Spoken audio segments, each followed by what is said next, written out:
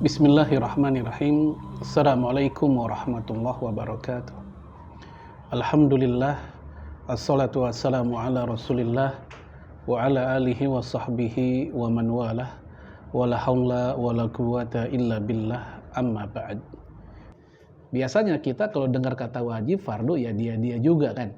Namun dalam konsep mazhab Hanafi, ya wajib itu masih di bawah fardu namun di atas sunnah. Yang mungkin ya dalam pandangan kita atau para ulama ya dalam mazhab selain Hanafi, kalau bukan fardu bukan sunnah, tapi di antara kedua-duanya yaitu sunnah muakkadah. Baik jamaah sekalian, azanullah yakum, itu di antara pelajaran yang bisa kita peroleh dari penggalan kisah muqaddimah atau awal perjumpaan laki-laki tadi datang ke majelisnya Rasulullah SAW bersama para sahabat. Waqal, lalu laki-laki tadi pun berkata, "Ya Muhammad, wahai Muhammad." Ya, barangkali kita berpikir, katanya dia hormat, kok manggilnya langsung Muhammad, enggak manggil ya Rasulullah, wahai Rasulullah. Paling tidak jamaah sekalian, ada 3 fragmen kurang lebih di mana Rasulullah alaihi salatu wassalam dipanggil dengan langsung namanya, ya Muhammad. Pertama yaitu kisah ini, ya Muhammad. Yang kedua yaitu kisah Dzul Khuwaisirah, ketika dia melihat Rasulullah alaihi salatu wassalam sedang membagi-bagikan zakat atau ghanimah, yang di mata dia ini nggak adil, sehingga Dzul Khuwaisirah ini menghardik Rasulullah alaihi salatu wassalam dengan kalimat, "Ya Muhammad, i'dil." Wahai Muhammad, berlaku adillah engkau. Nah, ini kalimat yang membuat jengkel para sahabat Nabi yang di situ. Masa level Rasulullah diperintahin adil sama orang kayak begini? Ya, emang siapa dia? Hingga akhirnya beberapa sahabat marah seperti Umar bin Khattab, ya Khalid bin Walid.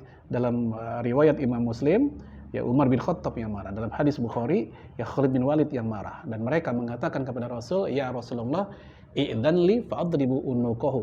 Wahai Rasul, izinkanlah aku penggal orang itu. Maksudnya si Dzul Khuwaisirah tadi yang memanggil Rasulullah langsung dengan nama, itu pun dengan intonasi yang begitu keras. Ya Muhammad, i'dil. Fragmen yang ketiga di mana Rasul dipanggil langsung dengan namanya adalah dalam kehidupan rumah tangga beliau, khususnya bersama Aisyah radhiyallahu anha. Yaitu ketika Rasul berkata kepada Aisyah, "Aku tahu kapan engkau ridha kepadaku, kapan engkau sedang marah kepadaku." Dari mana taunya? Dari mana indikasinya? Yaitu dari cara manggil. Kalau manggilnya ya Rasulullah, itu sedang ridha. Tapi kalau manggilnya dengan ya Muhammad, itu lagi kesal. Nah, ini mungkin agak-agak mirip juga kalau di rumah antara suami dengan istri. Ya, kalau lagi ridho, lagi seneng, ya uang belanjaan lagi banyak, manggil suaminya yang, bang, mas.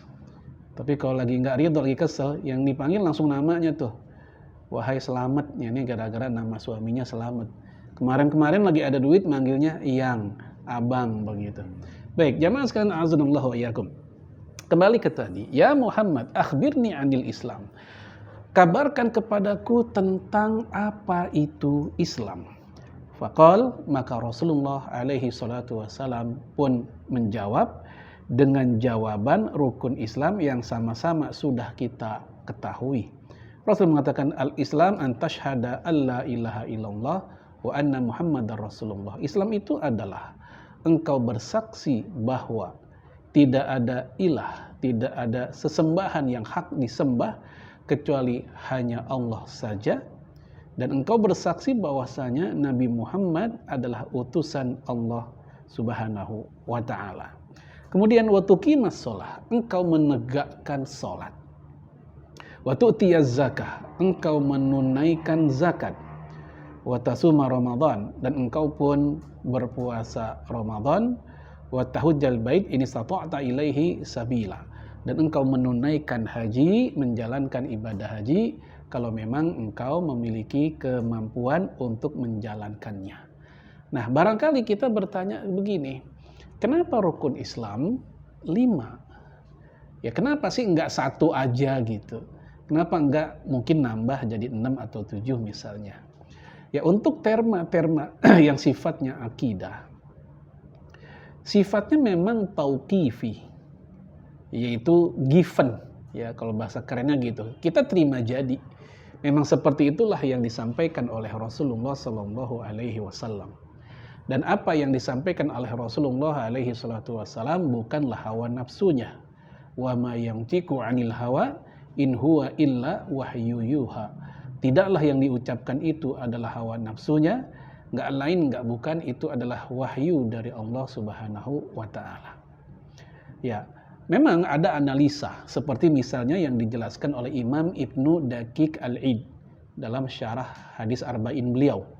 Ketika menjelaskan kenapa jihad yang begitu penting, yang dengannya Islam bisa menang, yang dengannya kebatilan bisa dihilangkan, pembangkangan orang-orang kufar bisa ditundukkan. Begitu pentingnya jihad, kok nggak masuk rukun Islam?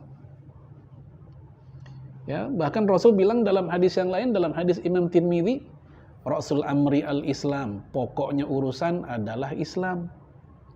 Wa amudhu as-sholah, dan tiang-tiangnya adalah sholat. Wa dzarwatu sinamihi al-jihad, dan punuknya, puncaknya, atapnya adalah jihad. Tapi kenapa jihad kok enggak dimasukkan ke dalam rukun Islam?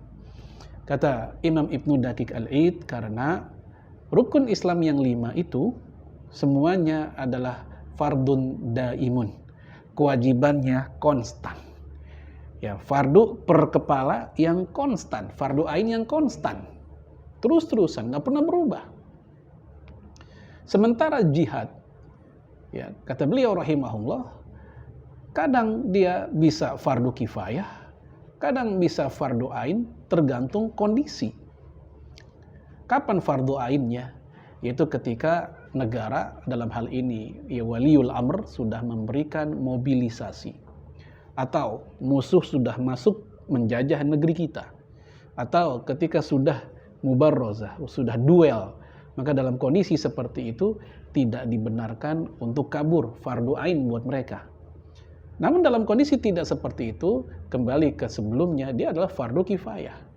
Bahkan sebagian kalangan ada yang mengatakan sunnah yang tertinggi, walaupun ini bukan pendapat mayoritas. Umumnya mengatakan jihad pada awalnya adalah fardu kifayah.